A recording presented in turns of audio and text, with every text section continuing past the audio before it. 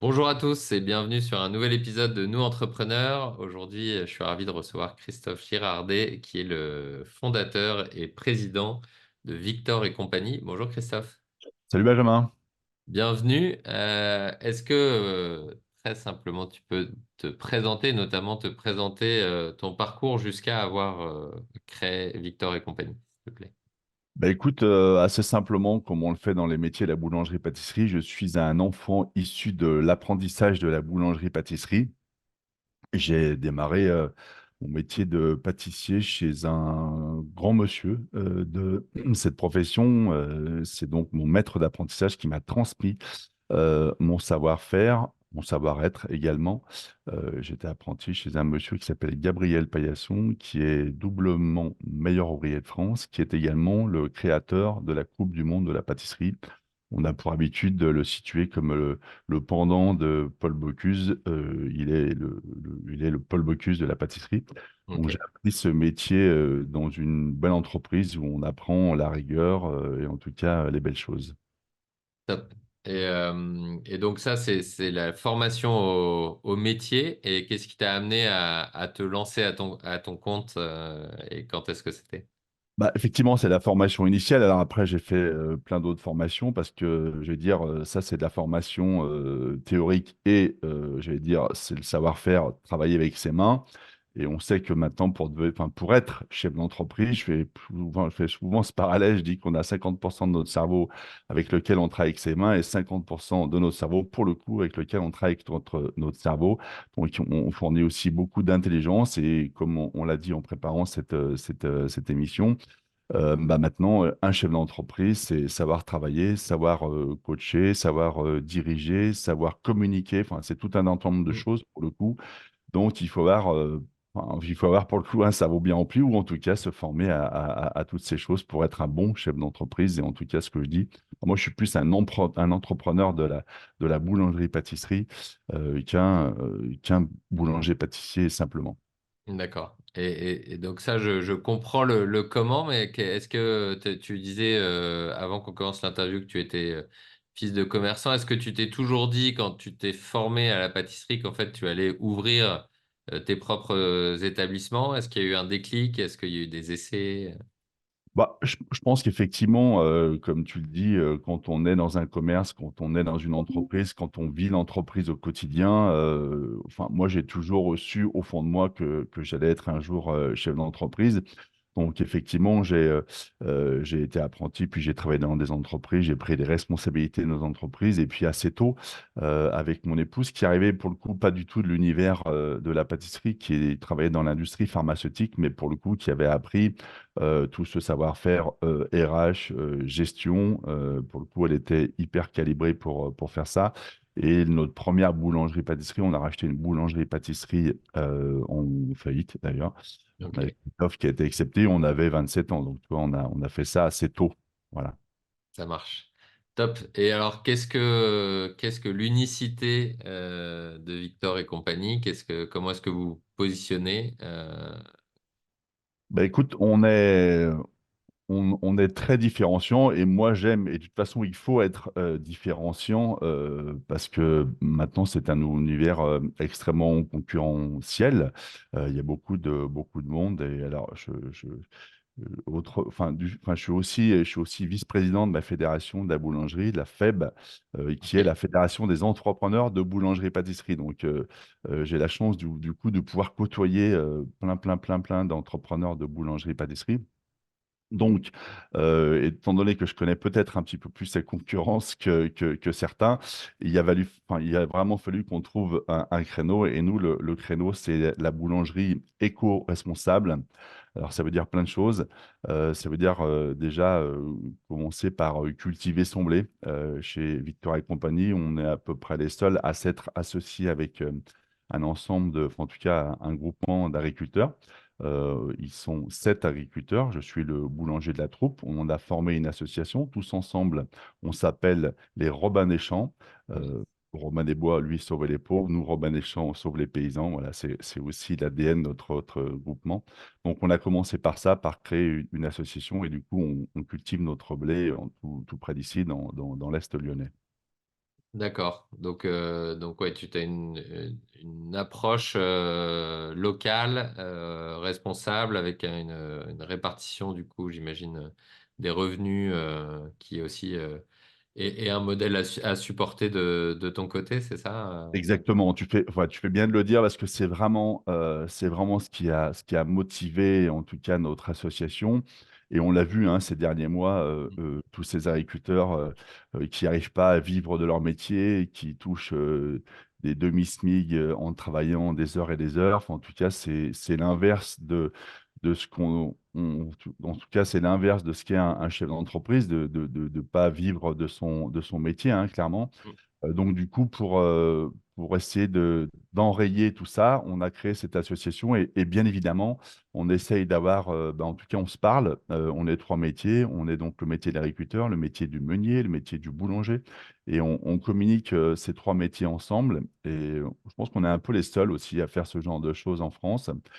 Et pour le coup, on arrive à caler des prix. L'agriculteur, du coup, travaille bien, mais en même Ouais. temps, bah, il nous dit: «Voilà, mes coûts de production, ils sont ceci, ceci, ceci». Le meunier, c'est la même chose et moi, en boulangerie, je dis: «Bah, nous, on a des prix, plafonds, Mm. une baguette tradition, ça ne doit pas se vendre tel, tel, tel prix». Enfin, au-delà, c'est un peu compliqué, ça reste un achat quotidien, on va tous les jours chez son boulanger et donc du coup, quand on compile ça, quand on se parle, bah, du coup, on arrive à faire du circuit court et du coup, on peut parler d'éco-responsabilité et si chacun vit bien de son métier, bah, pour le coup, on travaille bien, on travaille mieux et on s'améliore tous ensemble.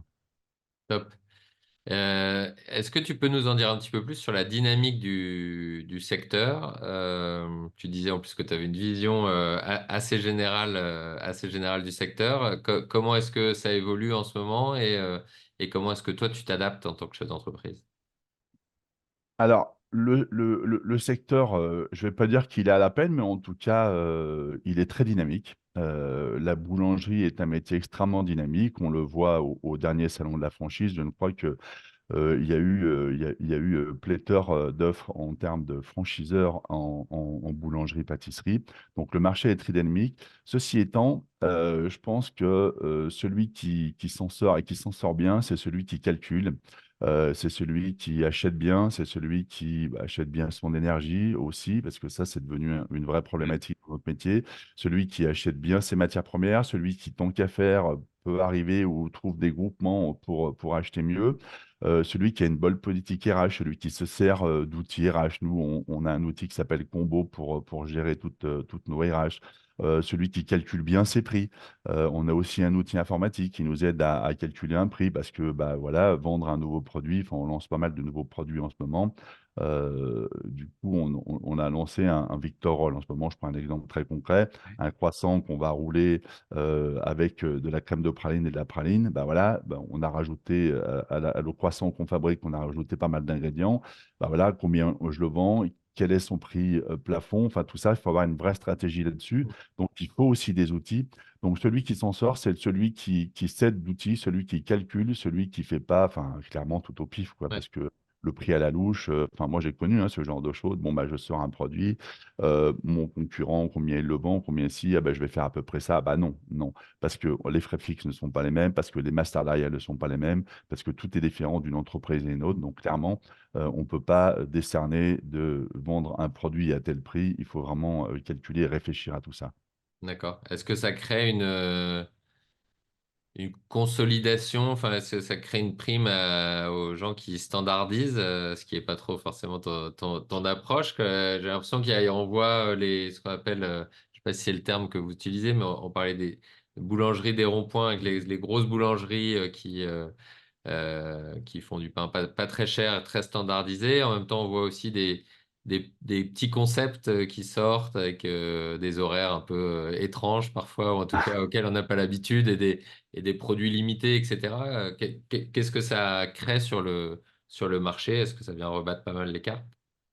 Bah, effectivement, ça vient rebattre pas mal de cartes, mais encore une fois, je pense qu'il y a vraiment la place pour tout le monde. Alors après, tu parles des boulangeries de rond-point, je pense qu'il y avait, vu le développement de toutes ces chaînes, je pense qu'il y avait clairement un besoin, hein, il y avait clairement un besoin de produits, peut-être, un peu moins chers ou des produits en tout cas différents, mais en contrepartie, il y a quand même un gros développement de ce que j'appelle la néo-boulangerie. C'est Ouais. là où le boulanger qui est très attentif à la qualité, comme on le fait nous, hein, très attentif à la qualité, très attentif au sourcing, très attentif, il est extrêmement transparent. Enfin voilà, tous ces gens-là, il y a vraiment une reconnaissance, et notamment avec des gens qui n'arrivent pas forcément de notre univers, qui ont pas fait le même cursus que moi avec un apprentissage, avec toutes ces choses-là.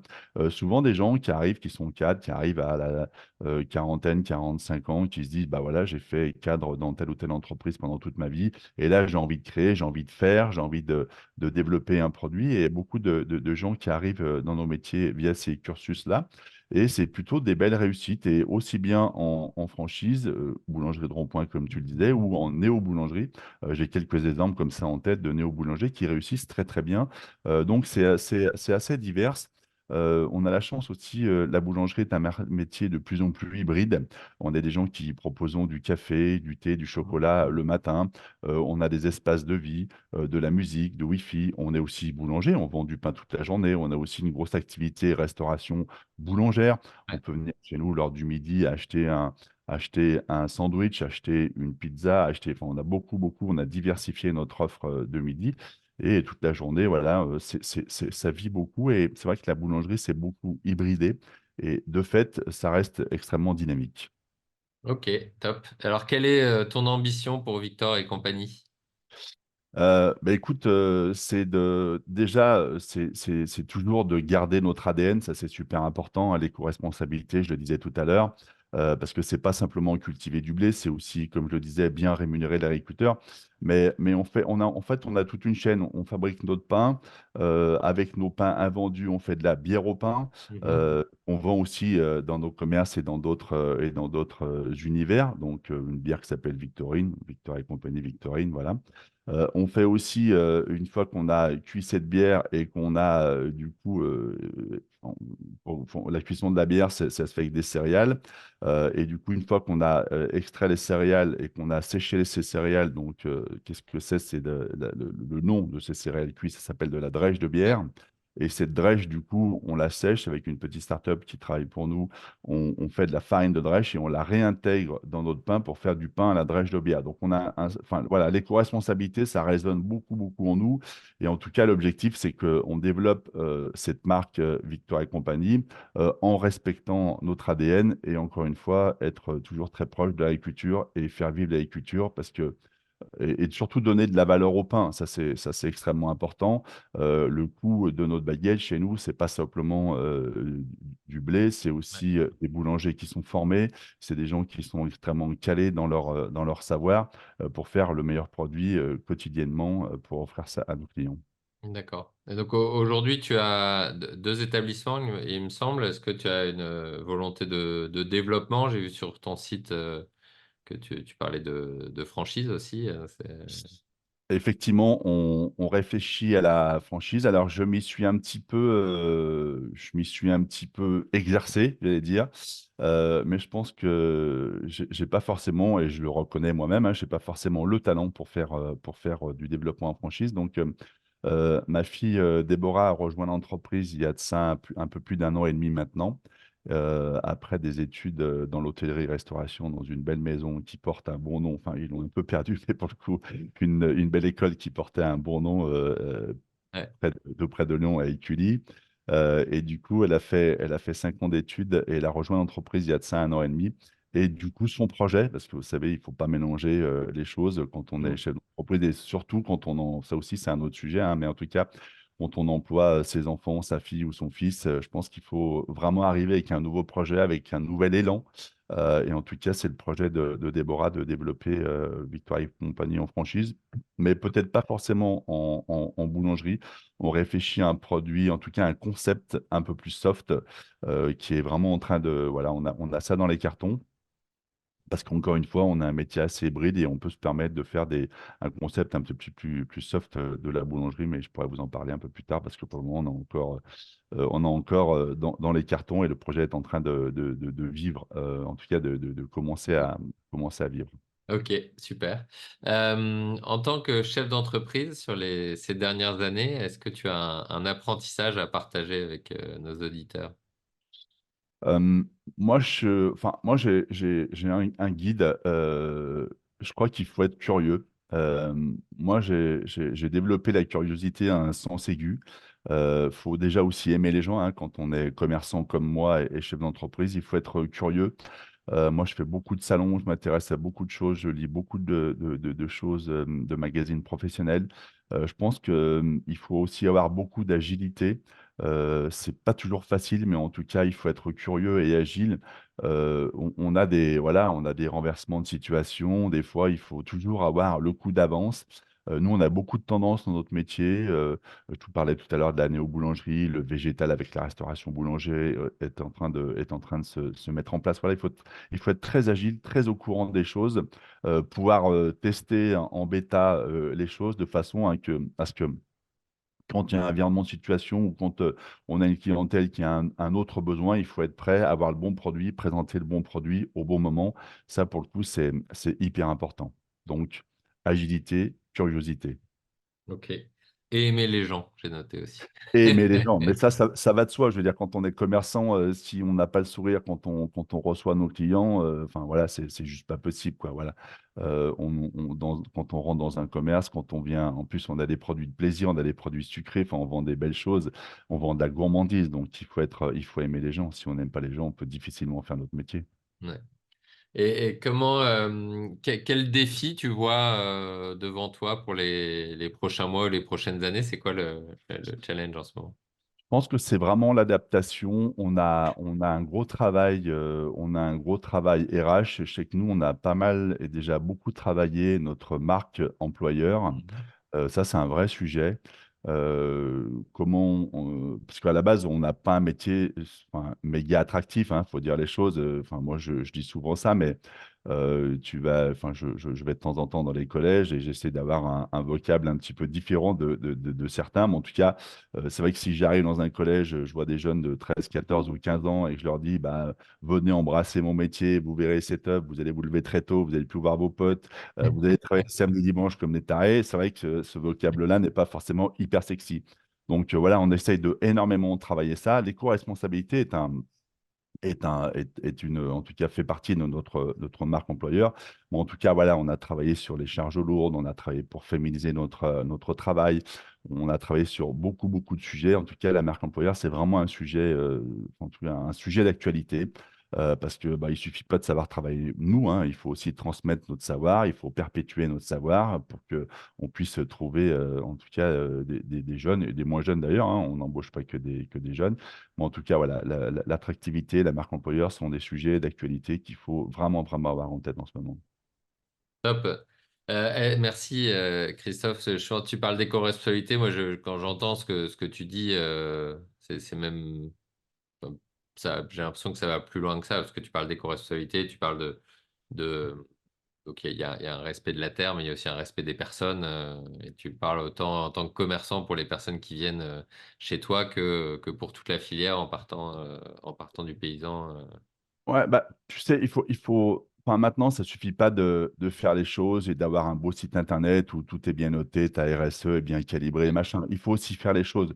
Moi, mes agriculteurs font ce qu'on appelle de l'agriculture régénérative. Alors, c'est pas juste un mot à la mode, hein, c'est juste parce que ça fait longtemps qu'on a mis en place cette agriculture différente pour respecter la terre. D'ailleurs, je pense qu'on est presque les seuls, sinon les seuls en France à être fermes labellisées, enfin, leurs fermes sont labellisées bas carbone.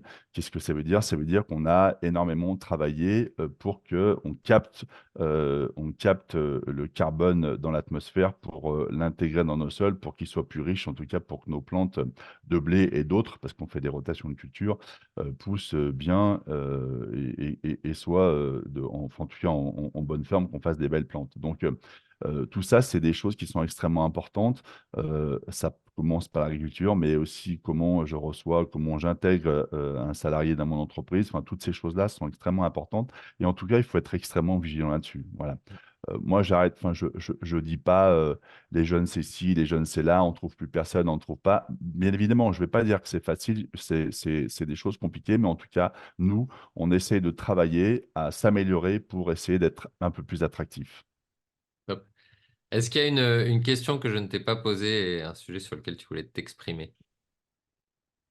Non, pas forcément. On a dit déjà dans ces déjà quelques minutes dit pas mal de choses. Je pense que tu as été bon. En tout cas, tu as l'habitude de ce genre de travail et pour le coup, je te remercie pour toutes ces questions. Bon, bah, c'est sympa. Écoute, merci beaucoup Christophe d'avoir partagé ton amour pour ton métier et puis les spécificités de l'entrepreneur boulanger et au-delà. Et à très bientôt sur une nouvelle interview de Nous Entrepreneurs.